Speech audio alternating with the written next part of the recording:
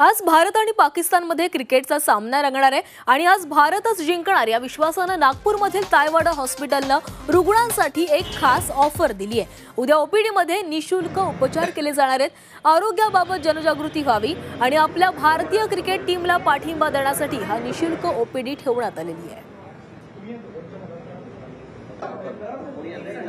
भारतातील लाखो कोट्यावधी भारतीय पाठीराखे आज भारतीय टीमला समर्थन देण्याकरता मैदानात दिसतील, मैदानाबाहेर सुद्धा दिसतील।